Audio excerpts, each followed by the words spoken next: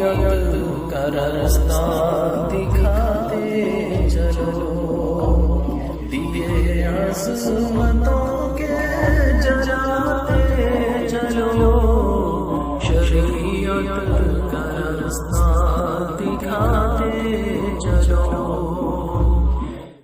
اور حضرت عمر رضی اللہ تعالیٰ عنہ نے اپنے دور خلافت میں جو عادلانہ نظام قائم کیا، عدل قائم کیا، اس کی نظیر اسلامی تاریخ میں کہیں نہیں ملتی۔ کہتے ہیں کہ حضرت عمر رضی اللہ تعالیٰ عنہ کا بیٹا روزگار کی تلاش میں عراق چلا گیا، 1 سال کے بعد جب واپس آیا تو مال سے لدے ہوئے اونٹوں کے ساتھ واپس آیا۔ حضرت عمر رضی اللہ تعالیٰ عنہ نے پوچھا، بیٹا اتنا مال کہاں سے ملا؟ بیٹے نے جواب دیا کہ میں نے وہاں جا کر تجارت کی تھی۔ حضرت عمر رضی اللہ تعالیٰ عنہ نے پوچھا کہ تجارت کے لیے تیرے پاس پیسے کہاں سے آئے؟ اس نے جواب دیا کہ یہ میں نے چچا جان سے قرض لے لیا تھا۔ چچا سے مراد کوفہ کا گورنر تھا۔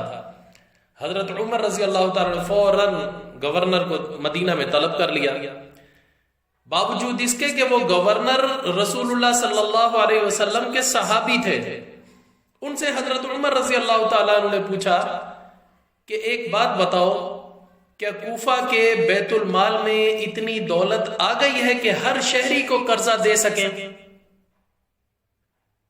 گورنر کہنے لگا کہ نہیں، ایسا تو نہیں ہے۔ حضرت عمر رضی اللہ تعالیٰ عنہ نے پوچھا پھر تم نے میرے بیٹے کو قرضہ کیوں دیا ہے؟ وہ خاموش۔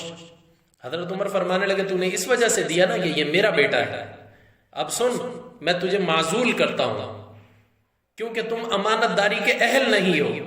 پھر حضرت عمر رضی اللہ تعالیٰ عنہ نے اپنے بیٹے کو حکم دیا، بیٹا سارے کا سارا مال بیت المال میں جمع کروا دے، اس مال پر تیرا کوئی حق نہیں۔